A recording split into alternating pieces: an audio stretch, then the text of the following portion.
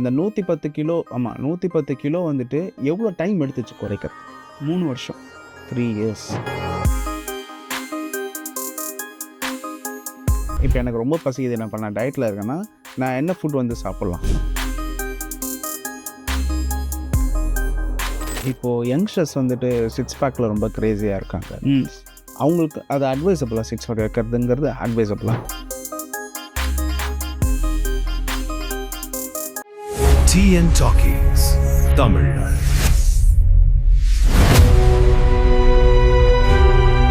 எப்படி self motivation ரொம்ப முக்கியமோ அதே மாதிரி நம்ம ரசிக்க ஆரம்பிக்கணும். நம்மள ஒரு இன்ஸ்பிரேஷன் ஃபேக்டரை தான் வைக்கணும். வச்சா தான் நம்மளால் ட்ரைவ் பண்ண முடியும்.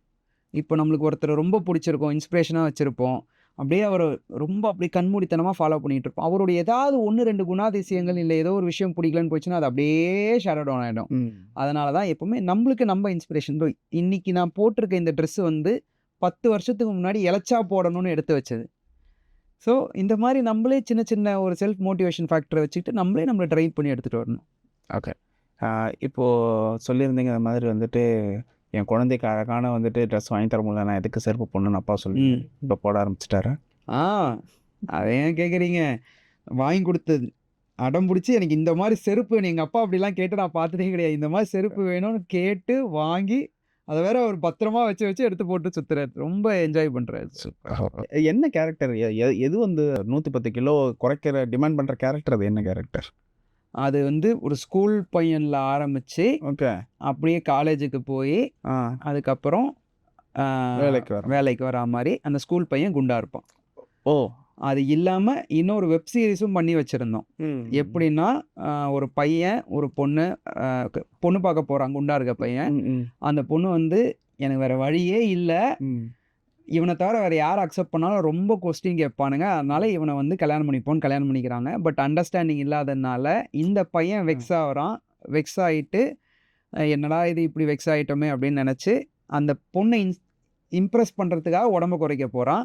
அது வரைக்கும் எடுத்தாச்சு, ஃபுட்டேஜ் ரெடி. இப்போ வந்து அந்த பொண்ணு வேணான்னு விட்டு போயிடுச்சு.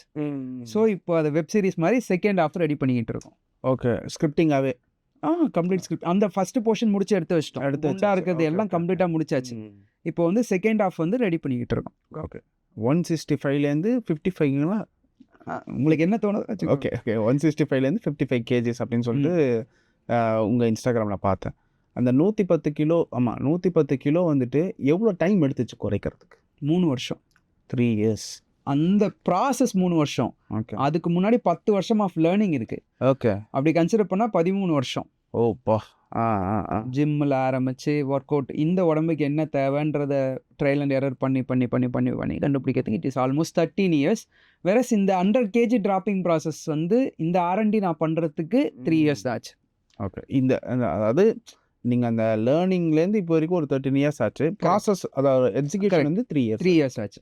அப்போ 13 வருஷத்துக்கான ஜேர்னி இது. ஆமாம். ஆனால் இதை வந்து எல்லாருக்கும் 13 வருஷம் ஆகணுன்ற அவசியம் இல்லை. நான் வழியில் இருக்க முள்ளெல்லாம் என் காலில் எடுத்துக்கிட்டேன். என்ன ஃபாலோ பண்ணணும்னு நினைக்கிறவங்களுக்கு முள் இல்லாத பாதை. அவங்களுக்கு என்ன தேவைன்றது ஒரு 3 மாதத்துலேயே லேர்ன் பண்ணிக்கலாம் சார். 6 மாதத்தில் எக்ஸிக்யூட் பண்ணி முடிச்சுக்கலாம். லைஃப் டைமுக்கும் வச்சுக்கலாம். ஆனால் திரும்ப நான் சொல்கிறது, பிளட் டெஸ்ட் எடுத்து மெடிக்கல் கண்டிஷனை செக் பண்ணிவிட்டு ஸ்டார்ட் பண்ணுறது அட்வைசபிள். ஓகே.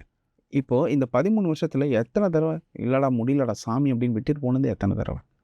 அதாவது என்னால் செய்ய முடியாதுன்னு நினச்சி விட்டது கிடையாது. வேலை பலு, ஒர்க் பர்டனால் என்னால் கண்டினியூ பண்ண முடியாமல் விட்டது. நீங்கள் அது கவுண்ட்லெஸ் சார். அதுலேயே பார்த்தீங்கன்னா என்னோட இன்ஸ்டாகிராம் ஹேண்டல்லே வந்து 2 தடவை வந்து ஆரம்பித்து மிஸ் ஆகிருக்கும். அது இல்லாமல் இன்னும் 2 தடவை, மொத்தத்துக்கு ஒரு 4 தடவை வேணான்னு விட்டுருப்பேன். ஓகே. ஆனால் நான் பேசிக்காகவே ரொம்ப யோசிச்சு ஒர்க் பண்ணுவேன் சார். தண்ணி கூட அளந்து எடுத்துகிட்டு போயிடுவேன். தேட்டருக்குள்ளே போனால் கூட என்னோட வாட்டர் பாட்டிலே யார்ட்டையும் கொடுக்க மாட்டேன். ஸோ அந்த என்னென்னா அளவுக்கு சொல்கிறேன். இந்த மாதிரிலாம் கரெக்டாக மெயின்டைன் பண்ணிகிட்டு இருப்பேன். ஓகே. ஃபிட்னஸ் வந்துட்டு அதாவது நிறையா கார்ப்ஸ் வந்து ஏறாத ஃபுட்லாம் என்னது? இது வந்துட்டு ஃபைபர் இருக்குது, ப்ரோட்டீன் இருக்குது, கார்ப்ஸ் இல்லை. இப்போ எனக்கு ரொம்ப பசிக்குது, என்ன பண்ண டயட்டில் இருக்கேன்னா நான் என்ன ஃபுட் வந்து சாப்பிட்லாம்? சார் சில பேருக்கு சில உணவுகள் ஏற்றுக்கும், அக்செப்ட் பண்ணும் உடம்பு. சில பேருக்கு அக்செப்ட் பண்ணாது. ஸோ நீங்கள் இண்டிவிஜுவலாக ஒவ்வொருத்தங்களுக்கும் என்ன தேவைன்னு கண்டுபிடிச்சி அதை ஃபாலோ பண்ணுறது தான் அட்வைசபிள். ஓகே. சில பேருக்கு 2 இட்லி சாப்பிட்டாலே ஃபில்டப்பாக இருக்கும், சில பேருக்கு 10 இட்லி சாப்பிட்டாலும் ஃபில்டப் ஆகாது.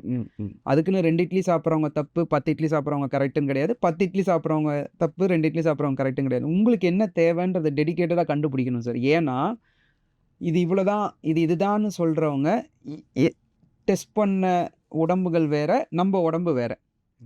மெஜாரிட்டியாக அதுக்குள்ளே போயிடும், கரெக்டாக வந்துடும். பட் இருப்பினும் நம்ம உடம்புக்கு என்னன்றதை செக் பண்ணுறது தான் டாஸ்கே சார். ஓகே, இப்போது யங்ஸ்டர்ஸ் வந்துட்டு சிக்ஸ் பேக்கில் ரொம்ப க்ரேஸியாக இருக்காங்க. அவங்களுக்கு அது அட்வைசபிளா? Six pack வைக்கிறதுங்கிறது அட்வைசபிளா? ஒரு தடவை வச்சு பாருங்க. ஏன்னா நீங்கள் இந்த மாதிரி ஒரு கோல் செட் பண்ணி ட்ரைவ் பண்ணீங்கன்னா உங்களுக்குள்ள செல்ஃப் டிசிப்ளின் வரும். நீங்கள் யாருன்றதை நீங்கள் தெரிஞ்சுப்பீங்க. ஸோ அப்படின்னும்போது ஒரு தடவை செக் பண்ணி பார்க்கலாம். ஆனால் வந்து அவங்க மெடிக்கல் கண்டிஷன், திரும்ப நான் சொல்கிறது மெடிக்கல் கண்டிஷனை செக் பண்ணிவிட்டு எதுவாக இருந்தாலும் மூவ் பண்ணுங்க. ஒரு பிளைண்ட் ரேங்கிங் ஸ்போர்ட்ஸ் மூவிஸ் பற்றி நம்ம ரேங்க் பண்ணிடலாம். என்னென்ன படம் இருக்குது அது சொன்ன பிளைண்ட் ரேங்கிங் இருக்கா? ஓகே, இறுதி சுற்று. ஐயோ, மற்றதெல்லாம் எங்கே இருக்குன்னு தெரியலையே எனக்கு. சொல்லுங்க, அதான் பிளைண்ட் ரேங்கிங். எத்தனை படம் இருக்குது மொத்தம்? 10 இருக்கா? 4. இறுதி சுற்று 4. ஓகே. ஜீவா 8. சென்னை 28 1 7. நல்ல படங்க, ரொம்ப ஸ்ட்ரிக்டாக இருக்கீங்க. லப்பர் பந்து 4. இறுதி சுற்றுக்கு 4 கொடுத்துருக்கீங்க. 4 கொடுத்துருங்க. 3 10. அதுவும் நல்லா தான் இருக்கும். எல்லாமே நல்லா தாங்க இருக்கும். ஐயோ, இப்போ என்ன 10 9 8 மாற்றி சொன்னாக்க நல்லா இல்லைன்னு அர்த்தம் இல்லை. என்னோட டேஸ்ட் பட்ஸ் என்ன சொல்லுதுன்றது முக்கியம் இல்லை. நட்பே துணை மோஸ்ட் ஃபேவரட் பிள்ளை உங்களுக்கு. அது டாப் எதுக்கு வெயிட் பண்ணுது? வெண்ணிலா கபடி குழு 1. ஓ, இதுதான். ஓகே. பல்லினம் இப்போ என்ன நம்பர்லாம் பெண்டிங்கில் இருக்கு? 9. கணா 5. ஐயா, ஐயோ, இது இருக்குன்னு தெரிஞ்சிருந்தா ஒன்றா வெயிட் பண்ண வச்சிருக்கலாம். இப்போ நான் அடுத்து சொல்கிறேன். சார்பட்டா பரம்பரை. ஏன்பா இப்படி பண்ற? இப்போ இது எதுவும் மாற்றிக்க முடியுமா? அந்த ஆப்ஷன்லாம் இல்லை. இல்லை, 1க்கு வந்து சார்பேட்டாக்கு ஒன்று கொடுத்துக்கலாமே. ரங்கவாத்திய சிஷியன் போய் சொல்லுடா அப்படின்ட்டு எத்தனை தடவை ரீல் போட்டு நம்ம ஓட்டியிருக்கோம் உடம்ப. சார்பட்டா பரம்பரை வந்து எல்லா ஃபிட்னஸ் பர்சனுக்கு அது ஒரு பெரிய இன்ஸ்பிரேஷன். லைஃப் ஸ்டைலுக்கே அது ரொம்ப ஒரு பெரிய இன்ஸ்பிரேஷன். என்னன்னா, நம்ம எப்போவுமே மேலேயே இருக்க மாட்டோம், கீழேயும் வருவோம். அதாவது ஜென்ரலாக ஒன்று சொல்லுவாங்க, ஆக்டிங் கரியரை பொறுத்த வரைக்கும் ஊயிஸ் பிரசன்னா, யாரா இந்த பிரசன்னா புதுசாக இருக்கான், நடிக்க வந்துட்டான் அப்படின்ற மாதிரி சொல்லுவாங்க. அடுத்து வேரிஸ் பிரசன்னா, பிரசன்னா எங்கே காணோம், இன்னும் கொஞ்ச நாள் அவனை ஸ்க்ரீன்லேயே காணும்னு நினைப்பாங்க. அடுத்து ஒய் நாட் பிரசன்னா.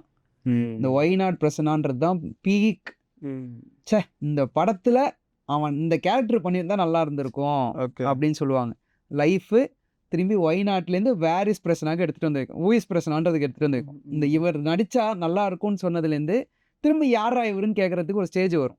அந்த ஒரு கேப் இருக்குல்ல. இந்த மாதிரி இதை நம்ம லைஃபுக்குமே இம்ப்ளிமெண்ட் பண்ணிக்கலாம். அதை வந்து ரொம்ப அழகாக டிராஃப்ட் பண்ணியிருப்பாங்க அங்கே. இது ஃபஸ்ட்டுக்கு வேணால் வச்சுக்கோங்க, நான் நீங்கள் இதுக்கு வச்சுருப்பீங்களானே எனக்கு தோணலை. அப்போது வெண்ணிலா கபடி குழு வந்துட்டு 6க்கு தான் புஷ் பண்ணுவோம். புஷ் பண்ணிவிட்டு இதை ஃபஸ்ட்டு ஏற்றிப்போம். ஓகே, இப்போது ஒரு கேள்வியை மிஸ் பண்ணிட்டேன். உங்கள் இன்ஸ்பிரேஷனாக செல்ஃப் இன்ஸ்பிரேஷன் சொல்லியிருந்தீங்க. ஆமாம். செல்ஃப் இன்ஸ்பிரேஷனுக்கு அப்புறம் அடுத்த லெவலில் யார் உங்களுக்கு இன்ஸ்பிரேஷனாக இருந்திருக்காங்க இந்த ஃபிட்னஸ்க்கு? என்னோட அண்ணா சார். ஓகே.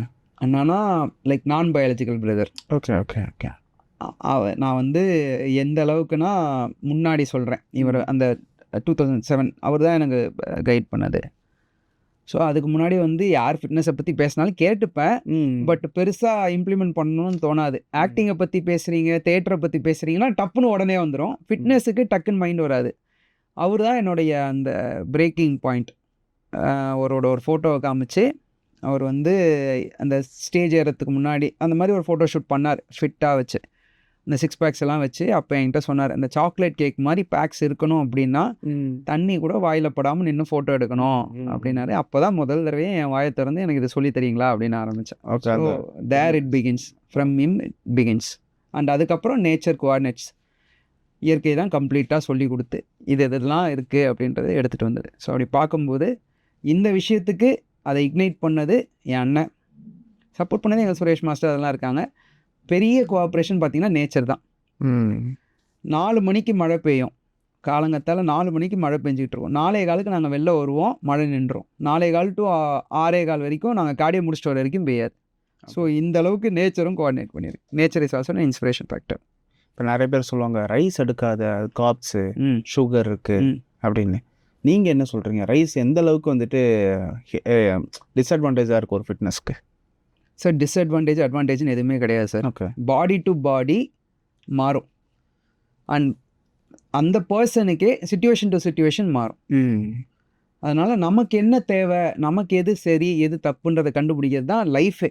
ஓகே. அப்படி பார்க்கும்போது நீங்கள் ரைஸ் எடுத்துக்கிட்டேமே நம்ம தாத்தா பாட்டிலாம் என்னங்க அப்படி ரொம்ப ப்ரிசைஸ்டாக இதுதான் அப்படின்லாம் இருந்தது இல்லையே. ஸோ அப்படி பார்க்கும்போது எதுவும் சரி கிடையாது, எதுவும் தப்பு கிடையாது. நமக்கு என்ன தேவை, நமக்கு எது சரி, நமக்கு எது தப்புன்றதை கண்டுபிடிக்கிறது தான் மேட்ரு. ஓகே. இப்போது அடுத்தடுத்து என்னென்ன ப்ராஜெக்ட்ஸ் போயிட்டுருக்கு உங்களுக்கு? சார் நாங்கள் இப்போது ஒரு ஃபிலிம் ஃபெஸ்டிவலுக்கான ஒர்க்கு போயிட்டுருக்கு சார். ஐஎஸ்எம்னு ஒரு கம்பெனி, அவங்க கம்ப்ளீட் பிராண்டிங் அண்ட் மார்க்கெட்டிங் நம்ம பார்த்துக்குறோம். அதில் ஒரு ஃபிலிம் ஃபெஸ்டிவல் ஒர்க்கு போய்கிட்டு இருக்குது. அது இல்லாமல் இப்போ இந்த ப்ராஜெக்ட் சொன்னேன்ல, அந்த மூவி அது இன்னும் ஸ்டார்ட் ஆக போகுது. இது 2. அதுக்கப்புறம் ஒரு பைலட் ஃபிலிம் முடிச்சிட்டேன். இன்னும் 2 வெப் சீரிஸ்க்கான ஒர்க்கு போய்கிட்டு இருக்கு. ஓகே. நீங்கள் இதில் ஒன் ஆஃப் த ப்ராஜெக்ட் தான் நீங்கள் செகண்ட் லீடாக பண்ண போகிற ஒரு ப்ராஜெக்ட். ஆமாம். அதுக்கப்புறம் அந்த டெப்த் அண்ட் இன்வெஸ்ட்மெண்ட் பண்ணோம்ல R&Dக்கு, அந்த டெப்த் அடைக்கிற வேலை போய்கிட்டு இருக்கு. ஓகே. ரொம்ப தேங்க்ஸ் பிரதர், எங்களோட ஃபிட்னஸ் ஜேர்னி வந்துட்டு எங்கள் கூட வந்து ஷேர் பண்ணதுக்கு. நன்றி.